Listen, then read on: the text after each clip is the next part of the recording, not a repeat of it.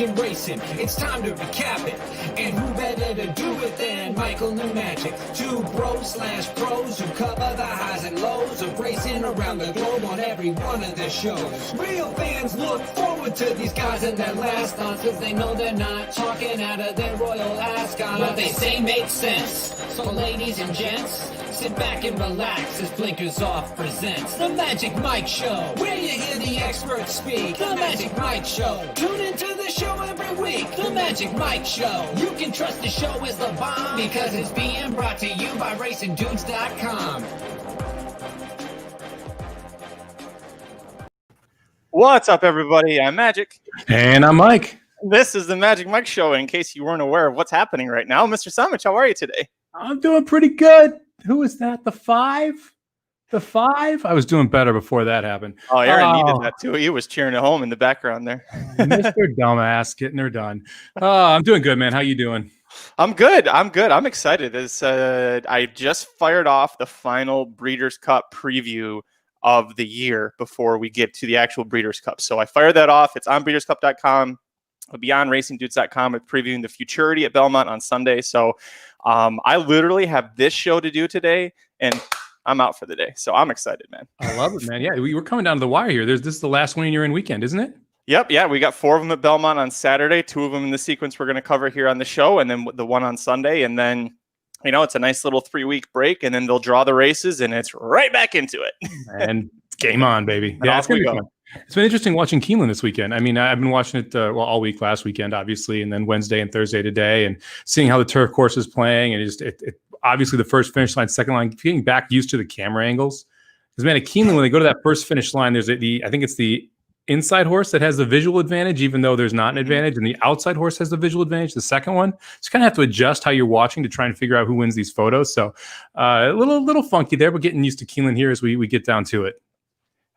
Man, I know it's hard because Keeneland's got the best cards still. I mean, we're covering Belmont because that's where the Breeders' Cup winning year in action is at. But Keeneland still, even with their allowances and claiming races, they still have the better overall fields. But that's normal for Keeneland.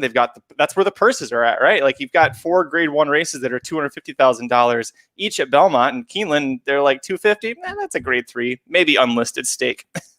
Yep. Yeah. And you got some horses that want to obviously prep there for the Breeders' Cup because it's going to be there again. So kind of have the back-to-back, get used to the track. And it's also Keeneland, man. I mean, that's the thing. We talk about Saratoga and Del Mar. Those are 2 of the meets that people want to win at. Oaklawn and Keeneland, I would say the other 2 where you have trainers and owners that are definitely pointing toward winning at those tracks and getting in those winner circles. So everyone wants to get a W at Keeneland. And the only way to go there right now is to own a horse that's there. So might as well send somebody there and to see if you can get into the actual track. Yeah, I completely blanked for a quick second. That's where the Breeders' Cup's going to be. So of course, that's if you're even if it was comparable purses, if you think you might have a Breeders' Cup horse, send them there and see. Could you handle Keeneland? Did you like it there? If not, hey, all right. We found out before we dropped $40,000 to enter the horse into a race that it doesn't have a chance of winning. So that's pretty smart. We are covering Belmont on today's late pick 4 sequence. But before we get into Mike, what's the best thing you saw this week?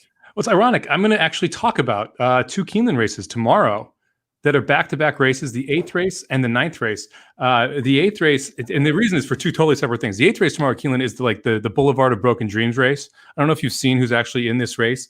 It's a $80,000 optional claiming allowance. That's the one with Mucho looking at bikinis. Oh, yeah. Mucho at 15-1. Looking at bikinis, we got Hog Creek Hustle, Coppertown, Baracho, Rubis, Gray Magician's in here. I mean, it is just... Blue Cove is in here, or Cove Blue's in here. It is just a murderer's row of horses that did not live up to their potential. And so it's that Boulevard of Broken Dreams race where everyone's trying to get through that non-winners of 3 optional because they can't win a stakes race. So they got to find it. They don't want to go to claiming. So this is kind of where they end up. So that's the 8th. And then the back half of this double in the 9th, your ex-wife is trying to turf sprint again. I didn't know if you saw this, but your 8-5 morning line favorite here is Got Stormy, the 10 horse. I'm sorry, 6-5 morning line favorite. She's 6-5, yeah. She's turf sprinting. I'm sure you wrote the update on this one because it's one of those Breeders' Cup races, I believe.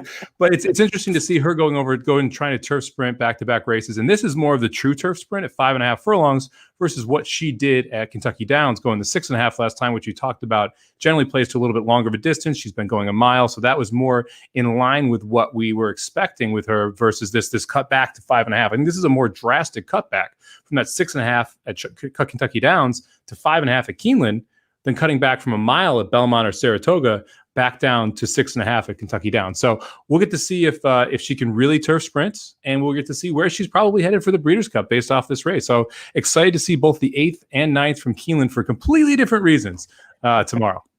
So got Stormy, I have some, I'm glad you brought that up because I actually found out some inside info on what Mark Cassidy was thinking with that. Not too inside, I think it was on DRF, but the idea with her is that Cassie thinks that if it's going to be firm ground, he said this before, I've repeated it on the show before, that she does her best when it's firm ground.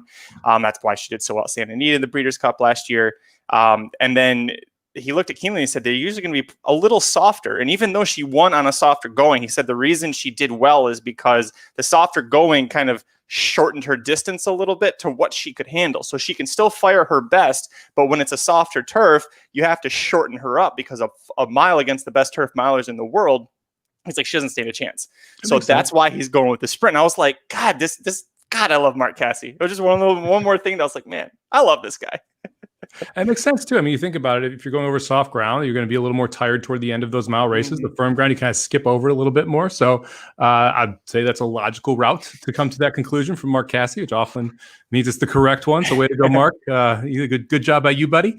I'm excited. I think she's going to do well tomorrow. 6-5, probably a little short on her. But we'll see how deep we're going to end up going for the Silent Bombs in that one tomorrow. Speaking of Keeneland, I'll get a quick shout out to Aaron. He posted this in our chat. He's got 4 top pick winners in a row at Keeneland going into the last. He needs Danson over for a straight pick 5. So I know that's not good news for you because you needed it. You needed not Mr. Dumas to win the last race. But hey, I mean that's exciting for Aaron. So at least we got something to look forward to in this last race at Keeneland. Yeah, I was 4 deep in the pick 6 there, live in the pick 6, 4 deep with the 1, 3, 4, 9. I probably should have used the 5, but I did hit the all button in my pick 5. So I've what is it? I think I got 4 live in the pick 5. Okay, is one of them the number 4 dancing over? Because that's what we need for the house. I've got 2 alive. I'm live to the 1, 4. Okay, all right. Let's just get the 4 home. It's that easy. There we go. Let's do it. Man, I was struggling with the best thing that I saw because there was some great.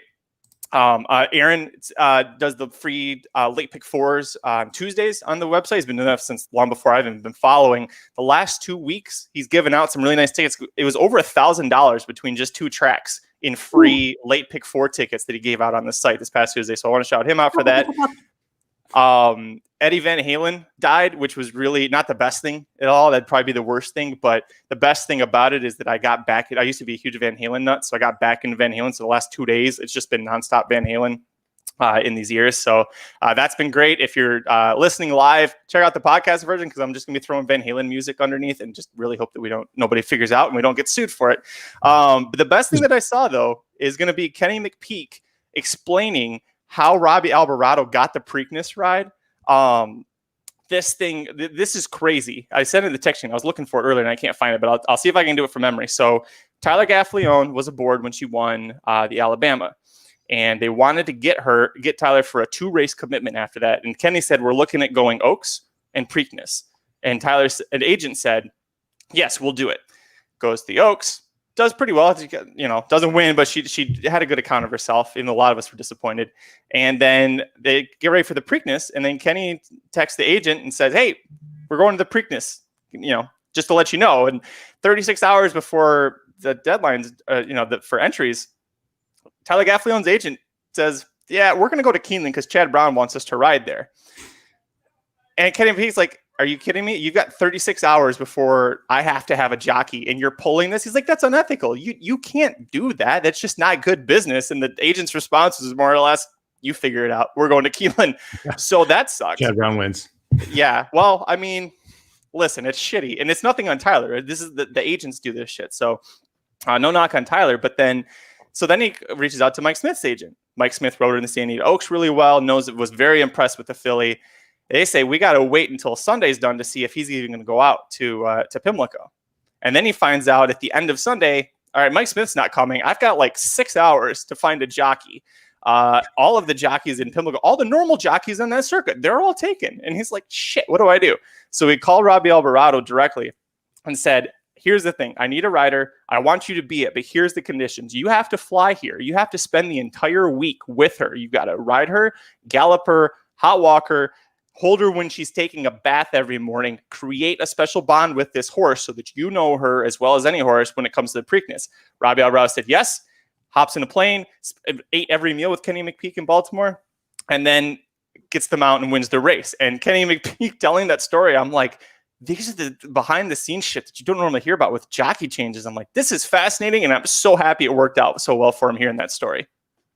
I'm just mad at Kenny McPeak for not calling me. I would have done it. I love going to Baltimore and eating crap. I would have been all over this, man. Like, I can't believe I didn't get the call. Yeah, but in COVID, the problem is in COVID, the hot boxes are all shut down. I don't know that you could have made weight. Oh, you got like that 5 pounds of water weight that over. I can get the 5 pounds off pretty fast. I can get down to 205 real quick. Yeah, well, I mean, so I can make it Indiana Grand, but nowhere else. Hey, there you go. Exactly. Yeah. So I thought that was a really cool story. So that's going to be the best thing that I saw this week. But hey, we got Belmont Park to talk about. 2 Breeders' Cup winning urine races that we're covering. Just a heads up, all 4 previews are available at racing.com right now, so you go check those out. Aaron helped me out. He covered the Champagne. We've also got the Flower Bowl, which we're going to cover the Jockey Club Gold Cup, and the Frisette, I think, is the other one. So those are all available. But let's get into this late pick 4 sequence, Mike. Riders up. All right, kicking things off at Belmont Park on Saturday, October 10th, the first leg of the late pick 4 sequence. This is race 8 on the card, the grade 1 $250,000 Flower Bowl Stakes. This is a field of 7 fillies and mares, 4 and up, going 1.25 miles on the inner turf course. Favoritism, this was really touching. I was actually a little surprised. Cambier Park, very narrowly, 5-2. You've also got fellow Chad Brown trainee, My Sister Nat, at 3-1. Civil Union from Sugar McGee, he is 3-1. Chad Brown's third horse, Nay Lady Nay, is 7-2. Your top pick is the only Chad Brown horse I'm not using, so I'll let you kick things off. You're not using My Sister Nat? I am not using My Sister Nat. Nope. Oh, geez. Aaron's going to have a freaking aneurysm in the background when he finds this out. I can see his face. He's already disappointed. What was that horse? Decorated Invader that screwed me that one time? This is that all over again. Chad Brown, Jose Ortiz, Peter Brandt. Let's chuck them out. Don't use them. No, okay. I can see why people would probably lean against this horse if you just look at the last race. The grade 2 Glens Falls coming out of that race. Runs second, misses by a length as a $1.60 favorite. But if you dig deeper and look at that pace, I mean, 53-119, literally crawling up front. This horse still was able to close into it. Was 8 lengths off that pace early, 6 lengths off at the 119 mark. Still just missed by a length. Was pinched at the start. Had to go 5 wide. Pretty much everything went wrong for My Sister Nat. The horse still came flying up and just missed by a length. Jose Ortiz stays on top of this horse, which I think is a good move. He had the option to be on Civil Union, chose this horse over Civil Union. Civil Union ended up winning that day simply because it was closer to the pace. If you just look where that horse was set up, that is why that horse was able to get the job done. I think My Sister Nat, I'm actually going to play 2 tickets here. I'm going to play a 50-cent ticket and a $10 ticket. I'm going to go ahead and single My Sister Nat on that $10 ticket because I do think she is the class of this field. I think she's going to get more pace to run into today. I think she is by far the most dangerous horse in this field. I'm shocked you're not using her, to be honest. Well, yeah. So there's a lot to like about My Sister Nat. The problem is I've liked her for a long time, and she just keeps running second. I know she got the way up by a neck, but that was 1.5 miles. She needed every inch of the mile in 3/8, which is longer than what she's running here in the Glens Falls, and she only got ahead of Bo Bell by a nose. You talked about the pace. How is this pace setup any different? You literally have Bo Bell and the other Albertrani horse in here that are going to do the same thing. You're going to have Civil Union, who's my top pick, get the first run. I think that you're focusing too much on a pace scenario that, was slow. I don't see that changing any here. And as good as My Sister Nat's kick is, she's not Sister Charlie, her older half sister. She's not Sat Sass, her younger half brother. Neither one of those horses are here. My Sister Nat is good. She's not as good as these ones. I know what she can do. I think that Cambier Park and Civil Union, for being a 5-year-old, I think they have better upside. Who's on the lead at the half-mile point? Probably freaking Bo Bell. I'll take La Signare. You can have Bo Bell, $20. La Signare, who hasn't led since March 2nd of 2019. 1, 2, 3, 4, 5, 6, 7. You're saying the last 7 races when she was way at the back of the pack, chucking all of that, and you're going to put La Signare leading at the half-mile pole instead of either Bo Bell or Lovely Lucky? All those races are 1 mile or 1 mile 16th. She's had the lead at 1 mile before and 1 mile and 16th. Last time going 1.25 miles, she was out by 2 lengths in the first first furlong. She ran 23-4 last time out, was 2 lengths behind it. That's a 24-1. These horses went 53 to the half last time. La Signari is your pace setter in this race. That doesn't make me feel any better about my sister Nat. I don't. Listen. She's got the pedigree. She's finished first or second in her last 4 races. I don't think she's this caliber of a horse. However, let's talk about Silver Union. She's won her last 3 races. She won allowance, ungraded stakes, graded 2. She's my top pick. Silver Union is my top pick in this race. Yeah. I'm going 4 deep and not using her. I know you are. Yeah. So, all right. So Shug McGahee has handled this horse perfectly. Jose Ortiz, I get why he stayed with Chad Brown. That makes perfect sense with my sister Nat. Joel Rosario and Silver Union made him pay for it, and they're going to do it again here. Rosario McGahee, 25% at Belmont, 23% overall with the last 66 mounts. Every single buyer speed figure has improved, and if you continue that improvement projection, which you love to harp on this show, she will have a career best buyer speed figure that's going to be better than anything my sister Nat, who has leveled off, is capable of producing. So you've got Civil Union improving at age 5 versus my sister Nat, whose ceiling, we already know where that's at. We've seen it her last 3 races. I don't see. I would rather take Cambier Park at a shorter price than my sister Nat here. Yeah, I mean, Aaron's in a mess right now. He can't believe you're not using Civil Union and that I'm not using my sister Nat. I can't see how Civil Union wins this race. I'm probably going to talk Civil Union right into the winner's circle here, but please do. I think the last race was an aberration. I think the only way. What about the 2 before that? The 2 before that, she ran like mid to high 80s buyers and like barely got the job done against nothing. I mean, like Coupe de Crease 3 back is using non-winners of 1 allowance and an overnight stakes before that. It was Shug first time back after 5 months, and he runs his horses into shape. Don't give me that shit. Yeah, but he usually runs them into 3rd off the layoff, not 4th off the layoff. I mean, you're like, I can't. I can't. You're like, if coming to blows in the first race, I love this. I mean, I just can't. I don't know. I cannot get behind Civil Union in any way, shape, or form. And this is like Joel Rosario's gotten me enough on the turf at New York. By now, I should probably get behind this horse. But like for me, you're taking step up after step up. And last time was the perfect trip, absolutely perfect. Everything went perfect, and was barely able to beat the horse you're not using when there are 3 other horses in here that I think have a legit chance. So we're gonna move on from that. I was gonna say we need to move on because we're just gonna do this. My mind is blown here that you're using Civil Union and you're not using my sister Nat. Anyway, La Signari, I think is so. My next 2 up, La Signari, I think is going to be the pace setter. I think is awfully dangerous on the lead, going 1.25 miles. I think this horse has improved. Career best buyer is here at Belmont, running a 94. I think she's going to get a really easy lead, and I think she's classy enough that she could take them wire to wire if they don't put any pressure on her. So I think La Signari is a dangerous horse. I'm going to use her in here. Nay Lady Nay. I think this is the Brown that has the most upside based on where it is in kind of its form cycle. The biggest knock on Nay Lady Nay for me is I really don't love where it's been running. I mean, you don't usually see the best Browns going from Churchill to Monmouth to Laurel. That's not generally how he handles his best horses. Usually they're going to be at Saratoga. They're going to be at, Keeneland. They're going to be at the Champions Meet in Gulfstream. So this horse has definitely been on the B squad, if you will, for Chad Brown, and is kind of moving up to the A squad. Now, the buyer's fit. The races have been impressive. Late in the 4-year-old season, could definitely keep improving. So Nay Lady Nay, I think, is one of those you have to use. And then I'm going to use Cambier Park too, just simply like I'm not going to use 2 of the 3 Chad Browns and let the other one beat me. I think that is just moronic in this spot, especially when people could Cambier Park's the favorite. So last Brown on for me, to be completely honest, but the favorite. And I get it. I mean, there's a ton of upside here. Second off a layoff, this horse should be able to fire big time right here. But man, I am still blown away that you're not using my sister Nat. I can't even. I mean, she was my 4th choice. I went deep enough in other spots where it was just a little too expensive for me to add her in here. Like I would have used her defensively if I could have afforded it, but just not going to stick with her. We agree on Cambier Park and Nay Lady Nay for both of those. Cambier Park, you could make the argument that if it wasn't for freaking Concrete Rose, she would have been undefeated in 2019. I know she didn't get second in either race that she lost to Concrete Rose, but she wins 2 straight, faces Concrete Rose, loses, then wins, faces Concrete Rose, loses. Then she goes to Del Mar, wins the Del Mar Oaks, wins the QE2 Cup at Keeneland. Almost a year layoff, goes the Canadian. That stretch is so, we talk about this a lot, but that stretch to that turf course is so ridiculously long. The fact that she was able to hold on to get second, I was pretty impressed with. And if you project improvement she should get into the mid 90s with by her speed figure here, which would put her as competitive as anyone else. Like Nay Lady Nay, who's 96 buyer for winning the All Along Stakes at Laurel last out, is the best in the field.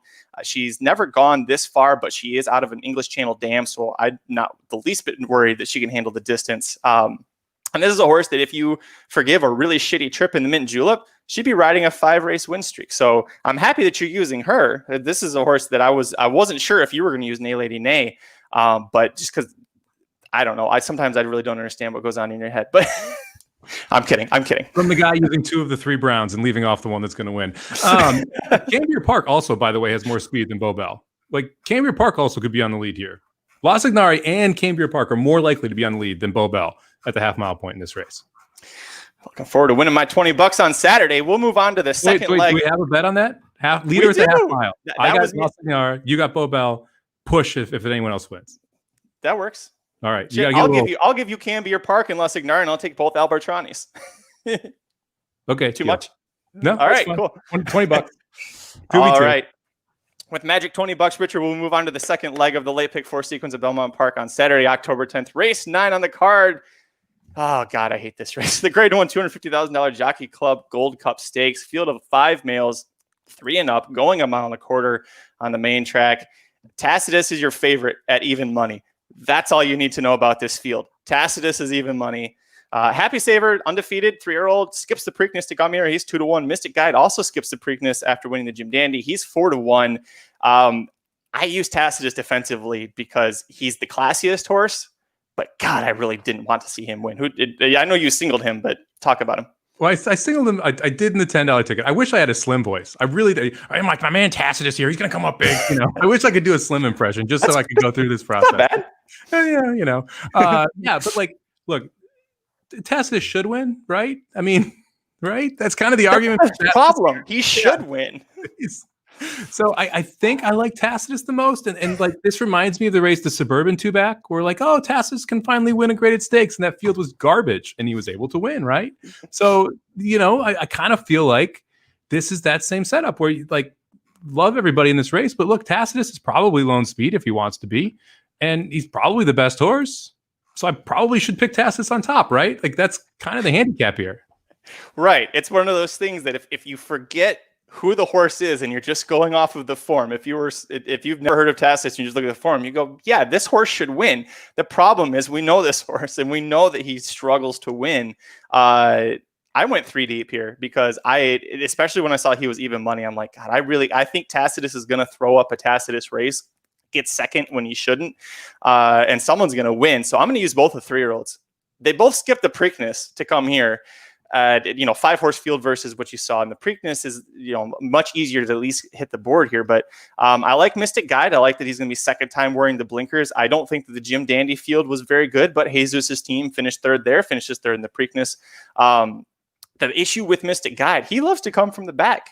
Johnny Velasquez is going to have to, if you look at how he broke his maiden at the fairgrounds, that's how he needs to race. He needs to be within a few lengths early so that when it's time to go, he can push past. I just think with a 5-horse field, I almost didn't use Mystic Guide. It's the second time blinkers angle that I'm hoping improves him. Happy Saver was my top pick. I don't think Todd Pletcher would have skipped the Preakness to face older horses like Tacitus if he didn't think this horse had a really strong chance. Maybe Irad Ortiz surprises us and puts him on the lead because how he broke his maiden, he was right there pressing the lead and then he took off. So I think if Happy Saver and Irad can surprise us and beat Tacitus to the punch, I could easily see him going gate to wire. Yeah, I mean, I'm not going to use Happy Saver here at all. I could see what you're saying. I think Happy Saver probably could be the speed if Tacitus doesn't either take the initiative or Happy Saver does. I think either of those are logical and that horse could end up in front.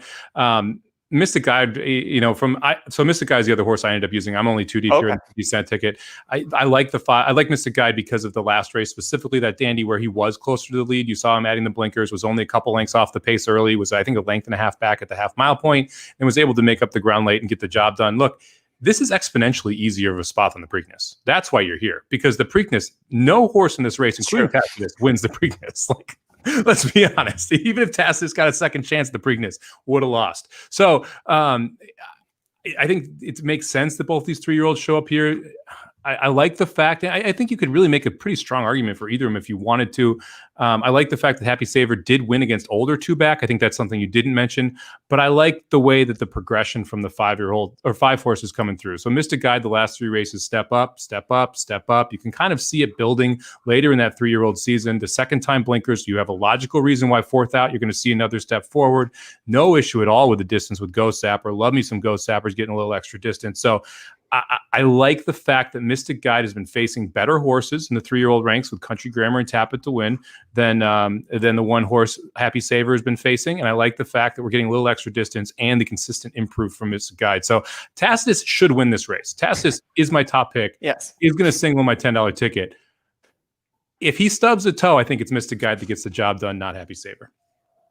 At least we're in agreement where it's like Tacitus should win this, but yeah. Will he? Will he? Does the horse who doesn't like to win, is he really going to stand a chance? We'll find out on Saturday. We'll move on to the third leg of the late pick 4 sequence at Belmont Park on Saturday, October 10th. This is the grade 2, $150,000 Sands Point Stakes, field of 8 3-year-old fillies going 1 mile on the outer turf course here. I almost singled this race, and I'm happy to announce to you that we agree on the same top horse. The number 3, Selflessly, your 2-to-1 favorite. Real quick, when I saw the draw come out, the overnights, I looked at this and I went, Selflessly, Miss J. McKay, bunch of horses I either don't know or don't like. And then I looked at the form today and I went, yeah, Selflessly, Miss J. McKay, screw everybody else. So we agree on Selflessly on top. Take it away. Yeah, I mean, look, kind of worried that we might be getting involved here in the funeral after missing the wedding at 14-1 last time out. But I think that this horse showed us how good it was, and then it just ran a bad race in June at Belmont, and that kind of got a lot of people off this horse. You had Cohen ride the horse at Saratoga, which I think is another reason why people kind of took a step back from it. But man, I mean, that was a traffic trouble filled trip in the Lake George where this horse still got up. And if you look at that race back in June at Belmont, it was 2-1 against Sweet Milani, who's one of the top 3-year-old fillies in this division. Like, this horse has done nothing wrong outside of that one race where obviously just something didn't go right. So we took that time off, got a break in it, came back, ran huge at Saratoga. I don't see any reason why you can't improve off that race. This is second out later in the 3-year-old season. You had that one race that was kind of that pause button that you hit. Now you have this horse coming here. I think this horse is really dangerous in this spot. I don't love sucking down 2-1. I'm hoping that floats up a little bit, but I think that Selflessly is clearly the best horse. So I'm going to single the first 3 races in my $10 ticket. It's only going to be $20, $10 pick 4, because I'm going to go single to start it out, and Selflessly is the one I'm going to use here. Yeah, I love this horse. I think that this is a great spot. You're right about the 14-1, because I think a lot of it's because Cohen was up, and a lot of the jockeys. That was a day where there were so many races happening all over. A lot of Chad's jockeys were everywhere. Excuse me, but to beat Sweet Milani by a nose at the wire, I think is sneaky impressive, because that horse, she's a front runner and she gets really brave on the front end in a lot of her races. So to see that you were able to get past her going a mile, which Sweet Milani loves, I thought that was impressive. She won the Miss Grillo Stakes. She broke her maiden in the Miss Grillo. That race, you had Micheline was 4th. She just won at Kentucky Downs, got a 93 buyer. Sugar Fix won her next race, got a 91 buyer. So that was a pretty sneaky key race last September, a year ago. She goes to the Breeders' Cup Juvenile Fillies Turf, faces Sharing, who is a really incredible horse when they can keep her healthy. And you brought up the second off the angle. I love that. The only other one that I did use, I mentioned, was going to be Miss J. McKay. This is a horse that I've personally loved for a long time. They actually tried sending her to the Breeders' Cup Juvenile Fillies Turf after she won I'm not going to pronounce it, but that race at Laurel Park. She won a stakes race there, and Kathleen Lynch was all excited, but she was going to be supplemented. She was one of the also eligibles, didn't end up drawing in. Look at what she's done in 2020, man. She gets an 80 buyer, and the Lady Shipman wasn't great, but she's my type 1 out of that race, the second place horse. She goes to Coronation Cup second just by half length.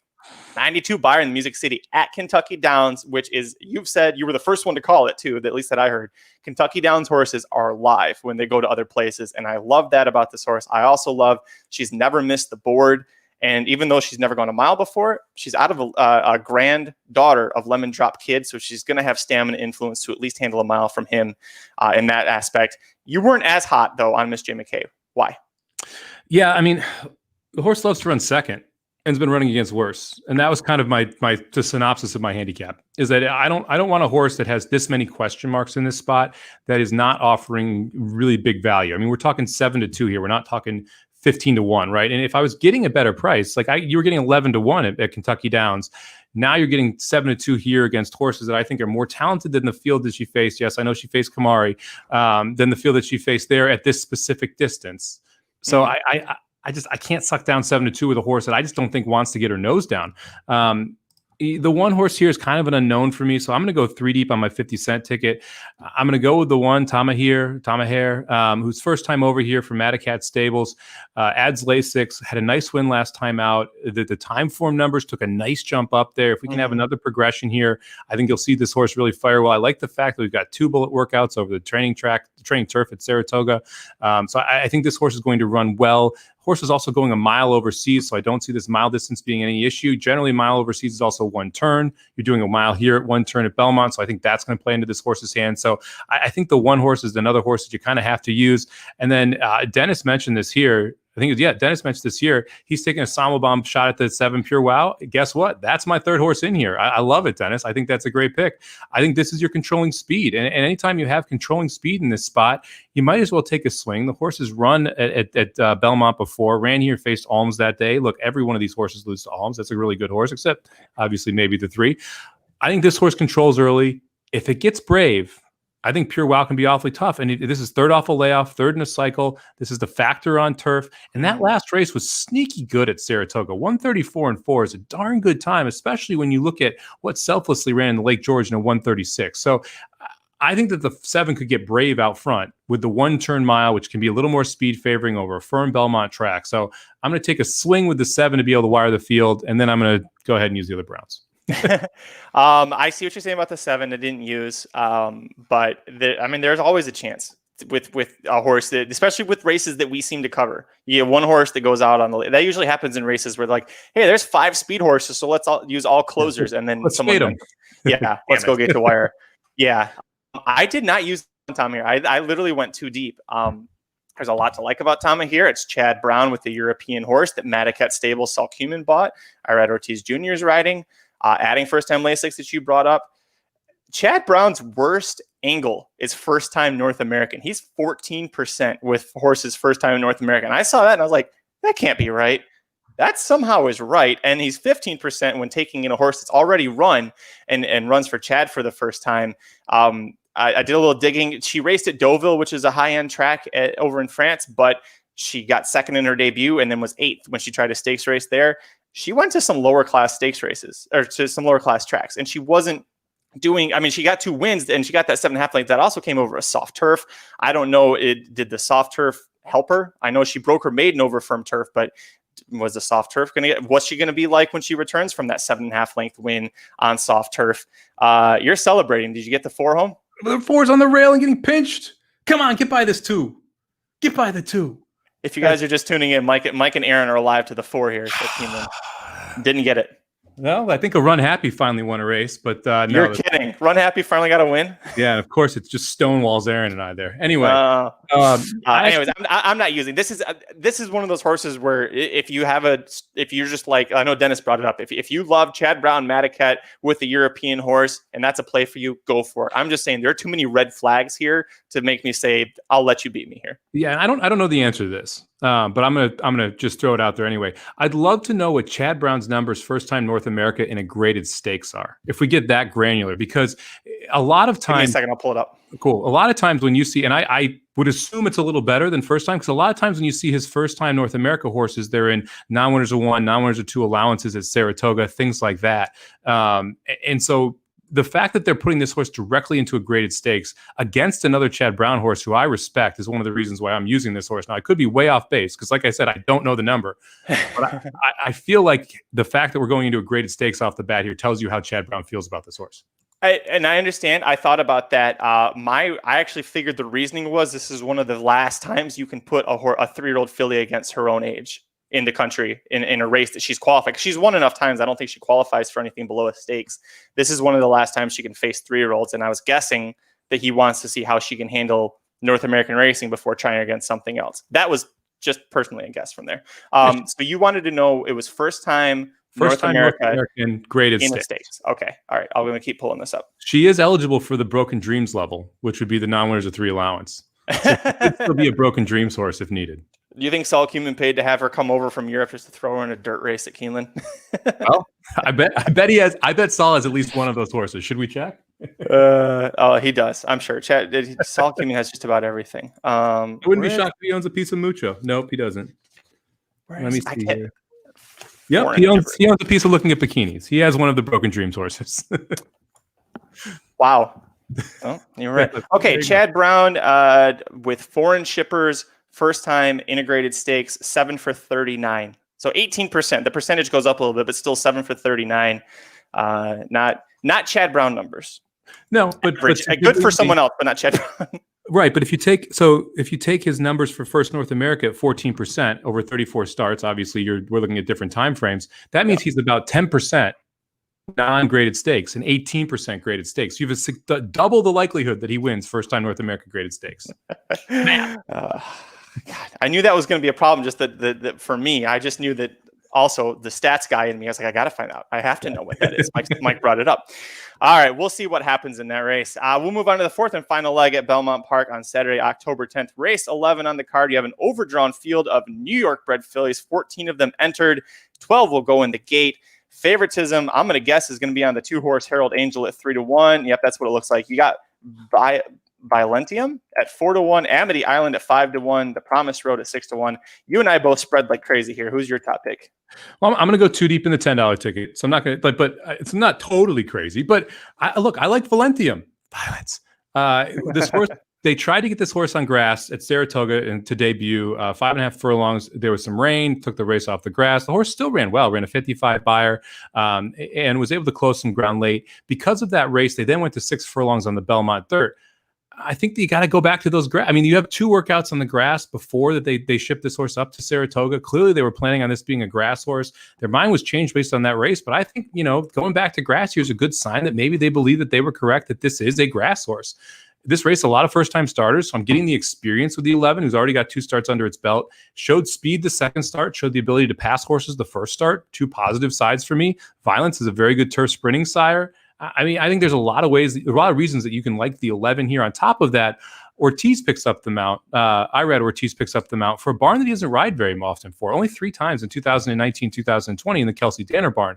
So I get a barn that is capable, that is decent at turf sprinting, 12% with a 195 ROI, 19% first-time turf with a 469 ROI. I get IRAD up, who's 24%. I get Violence with a horse that was supposed to be a turf horse in the first place.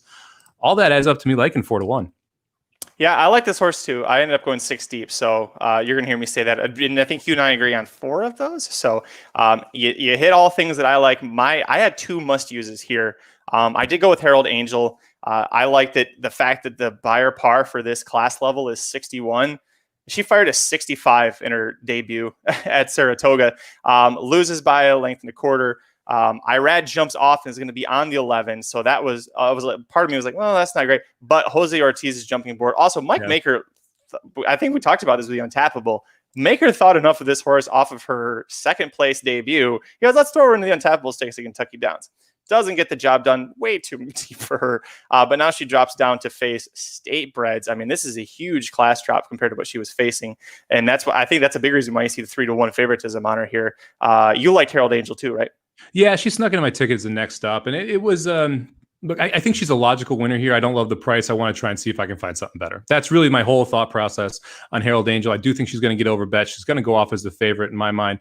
The switch from Irad to Jose is marginal, right? I mean, Maker gets both of them to ride all the time. So the fact that this horse is going to have Jose up doesn't really make me feel like I need to chuck this horse out. I do think it points more to the 11 that Irad's going there, because I think Irad probably had his choice. But at the same time, look, Maker, if I've learned anything, Mike Maker and 3 Diamonds Farms is not someone you want to fade right now. My God.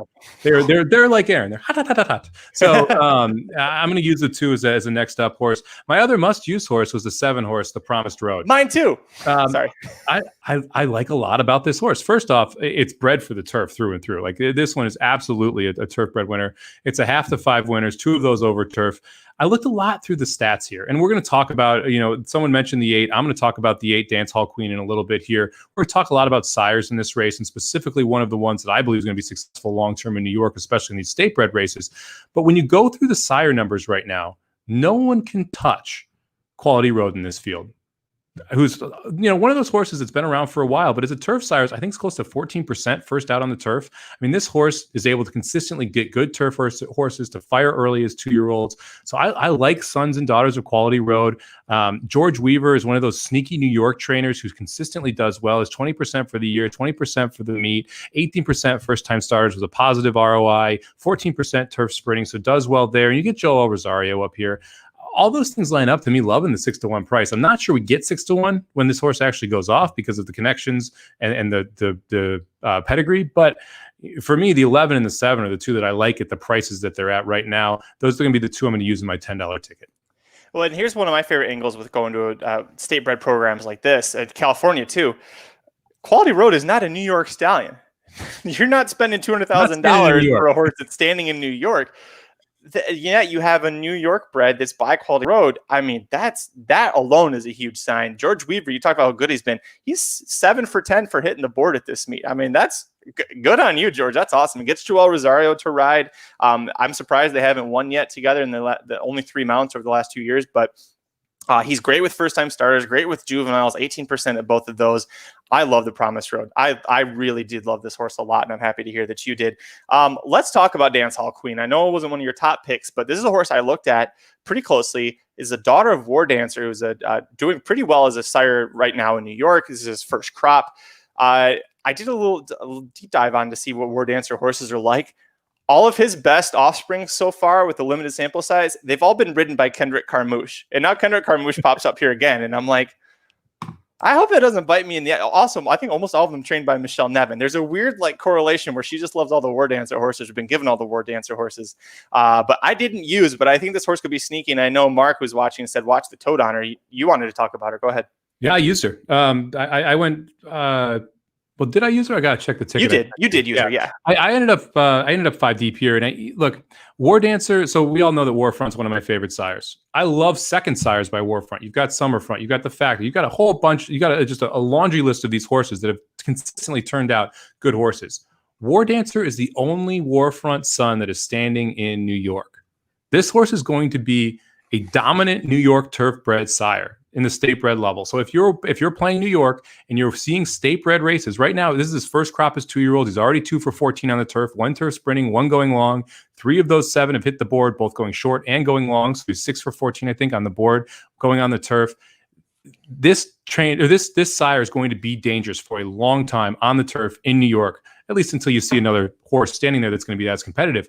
So I'm looking at these War Dancer horses, and I'm giving them all a long, hard look. Dance Hall Queen was the one that I ended up using here. There's actually 3 in this field. You're going to see quite a bit of these in the New York turf area. So it is something that I think is relevant almost anytime you look at a card with 2-year-olds right now at Belmont. I am going to use the 8. I think Dance Hall Queen has a legit shot here. Michelle Nevin, 12% first time out with a positive ROI, 15% turf sprinting. When these two team up, they're 2 for 7 at this specific meet, or at Belmont. They're 4 for 20 or so. But with positive ROIs, $3.30 at Belmont, $4.17 overall over the last 2 years. And again, I agree you should watch the board, but in the pick 4, you kind of have to punch it in early. I think this is one of the horses that you want to include. So I'm going to use the 8 here. I'll also use the one right to the outside, the 9 horse Mon Charlie, Cross Traffic, another one of those horses that I like to use. I like the couple bullet works here. I like the fact that Stidham this tracks Velasquez. I think that tells you something about this horse. The 2 team up. They're rarely 15 races in the last 2 years, but they do have 2 winners over those 15 races. And again, this is another trainer that's good at turf sprints, good at first time out. I think those are 2 of the features that you should be looking for in this spot. Who can turf sprint well? Who's good first time out? Both the 8 and the 9 fit that bill. So I'm going to use both of those on my ticket. Yeah, I used the 9. I'm sure I did like her. John Velasquez, the way I read this was that Velasquez left the 11 for the 9. And again, the 11's getting IRAT, so we're not that's an even move right there. But I like that Velasquez is saying, hey, Barnes Stidham that I don't ride for that often, I'm going to leave and go ride for. So I like the 9. Let's just keep going to the outside. I used the 10 Amity Island. I know she didn't make your ticket, but this is a Chad Brown horse on the turf that Mike is not using. 32% with Jose Lescano. Brown can't use Velasquez. He can't use either Ortiz. He goes, all right, well, Jose Lescano, I guess we're 32% together. I might as well put him in the saddle. So he's 21% with first-time starters, 23% with a $2 ROI with 2-year-olds. That's kind of cool. I didn't think Chad Brown had anything that had positive ROI like that. I I don't usually think Chad Brown and think great New York breds, but he has had some good ones. 5-star crook, 4-star crook. I got that wrong. 4-star crook. 4-star crook was New York bred, so that one worked out. I didn't use her. I used her and you didn't. Was there any particular reason, or just because there were other horses you liked better? It's fading Brody's Cause. Brody's Cause has had 40 starters so far this year, 6 winners, which sounds like a pretty good percentage, 15%. But first-time starters are only 2 for 16, 12%. Only 3 horses have actually touched the turf. 0 for 3, no one's hit the board. So no trainers decide, and Chad Brown's really smart.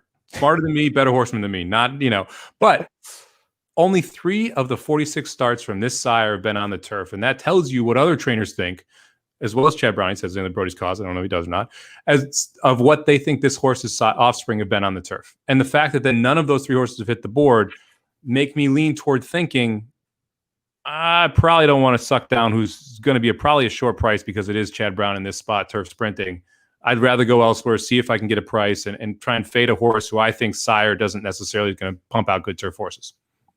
The last horse that I used, I'm thanks for the insight. I didn't know much about Brody's Cause, so I appreciate that. The last horse I used, and I've done this before successfully, I'm going to use a 6 big star because it's Rudy Rod in New York. Rudy Rod is not good with first-time starters, 10%. He's even worse with first-time on turf, 7%. But you know what? He and Luis Saez, 36% with a $3.78 ROI at Belmont together. I'm telling you, Mike, it worked for me that one time, and I'm going to ride this every single time afterwards. So this is strictly a connections play. There's plenty of good workouts on the page and a nice base of a foundation. But, I mean, there isn't a lot about this horse that I think would get anybody too excited. This is strictly a connections play for me. I don't hate it. I would use the 6 or the 3 over the 10. I think both of them are going to be a much bigger price and going to be sneakier horses. So for me, if I was going the next horse in, with me would be the 3, then the 10, then the 6 probably, and then I would start looking at the 10. But look, Rudy Rod can fire with first-time starters. His numbers haven't been great, but he actually is generally pretty good at it in New York. So for me, I think the 6 has a legit shot here. And then after that, I would go to the 3 next, actually. But I do think the 6 is not a bad pick here. All right, that's going to do it for this episode of the Magic Mike Show. Mike and I are going to go through our tickets one last time. If you're watching live or on replay on Facebook, YouTube, Periscope, thanks so much for joining us. If you check below, you'll see the tickets there. I'll go ahead and start things off, Mike, because you have 2 of them. I'm going to go 1-3-6 with 1-4-5 with 3-5. Then 2, 6, 7, 9, 10, 11. That is a $54 ticket. If the 5 scratches out of that third leg, I think I'm going to single there and then just hit the all button this last one because you make a lot of case for the few horses that we didn't touch on. Go ahead and give out your 50-cent ticket. All right, for 50 cents, I'm going to play 1, 2, 4, 6 with 4, 5 with 1, 3, 7 with 2, 7, 8, 9, 11 for 50 cents. That's $60. Then I'll play a $10 ticket. 2 with 4 with 3 with 7, 11. That'll cost you $20. And let's make Dennis's day here. Dennis, who do you like in the 7th? I actually did look at the race. I think this is a good sequence to play a pick 5. I think if you like Tacitus, that's a legitimate single. I think you could single the 3-horse selflessly in the third leg. I think you could make an argument for singling my Sister Nat, as I obviously am as well. So I think if you like 2 of those 3 legs as singles, you can really spread in the last. For me, race 7. I did look at it, and I was 5, which is Big Everest, 7, Carnegie's Quay, and 6, Collision Course. So I was 5, 7, 6. I would probably use all 3 in a pick 5 to kick it off, and then I would personally shorten my second leg, and I would probably go 5, 6, 7 with 2, 4, 6 with 4, 5 with I don't remember who my third leg is. I was doing so well. Yeah. So I would go 5, 6, 7 with 2, 4, 6 with 4, 5 with 1, 3, 7 with 2, 7, 8, 9, 11. Okay. I didn't look at it, just taking a quick look here. I think Connors K. I'm going to say Connors K because I don't know. That's a very Irish name. I'm going to go ahead. It's Chad Brown, Juddmonte, homebred with Irad. It's the son of Flintshire. He hasn't had too many he's not an early win horse, so that doesn't surprise me too much. I have an Empire Maker mare. Yeah, that's a good-looking horse. Even if Connors Key doesn't win, I think this is a horse that has got a big future ahead as a 3-year-old. That breeding. Yeah, I mean the 5-horse Big Everest. That one looks like a monster too. It's a Clement horse. Rosario. There's 2 Clements in here. Rosario's on that one. I think that's got a big shot. And then Collision Course. I mean, $675,000 purchase by Cortland Farms. Shug McGay, first time out. Lascano. So those 3, I think, are the really 3 that you need to lean on. Yeah, those are good ones. Make sure you guys are just tuning in. I'm not sure exactly when. I forgot to ask when he was still on or in the background. Aaron and Jared will be live with Blinkers Off shortly. So however you're watching us live right now, or if you're listening on a replay of the podcast or video, wherever that source is, you can also find the Racing Dudes and Blinkers Off episodes. So make sure you tune in and check that out. They'll go through every Breeders' Cup win you're in prep race that's coming up this weekend and give their picks for it. They'll also, because they haven't had a chance to yet, they're going to do more of a deep dive into the Preakness Stakes. We'll see if Aaron has finally calmed down about the ride on Authentic. So make sure you tune into that one. Spoiler alert, he hasn't. You also go to racenews.com, like I mentioned at the top of the show. All the Breeders' Cup Challenge Series prep races this weekend. The previews are there. While you're there, go to the handicapping products page. Check out the subscription options. The Samo bombs are going back to Keeneland. I was talking with one of our regulars, Michael Myers, about this. We feel like you're sitting on a really big one here that's coming up. We just kind of got that feeling. Are you feeling that too, or is this just us? Yeah, I mean, I just am waiting to catch the break. I mean, that, to be honest, like even today, I had winners, but the second place horse was losing by a head or should go by is 7-1 or 14-1 or 15-1. We closed the day with a 25-1 winner yesterday. We had an $80 double to end the day yesterday. I put my grid on for the last 2 days. So you can go check it out at SamaBomb18 on Twitter. You can see exactly who I picked, who I liked. So it just, man, it feels like we're right there, and it's just the racing luck that we need to get, and the not goddamn Keeneland stretch. There's so many horses that come back in the Keeneland stretch. And it's so frustrating because you think you have the horse on the outside rolling by, and then all of a sudden the one on the inside just gets brave on you, and it keeps happening, and it's just a little bit more irritating every single time.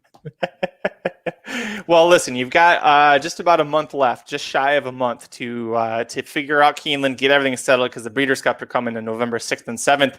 And man, I'm excited for that. We finally, it's just weird because Triple Crown season ends, and now we're going to the Breeders' Cup in a couple of weeks. It's like just a crazy year. It's going to be crazy. I'm in the BCBC too, so I'm obviously focusing on Keeneland, trying to see what we can do. Double qualified for that, and I'm going to be playing out of Gulfstream Park. So if anyone is in South Florida for the Breeders' Cup, look me up. I'll be in the BCBC down at Gulfstream Park. Nice, cool. Make sure you follow us on Twitter. I'm at Curtis Keller. He's at SamaBomb18, number 1, number 8, Corporate Overlords, at Racing_Dudes. Thank you so much for joining us. This has been another episode of the Magic Mike Show. Until next time, I'm Magic. And I'm Mike. Good luck this weekend. Go team. The Magic Mike Show, where you hear the experts speak. The Magic Mike Show. Tune into the show every week. The Magic Mike Show. You can trust the show is the bomb because it's being brought to you by RacingDudes.com.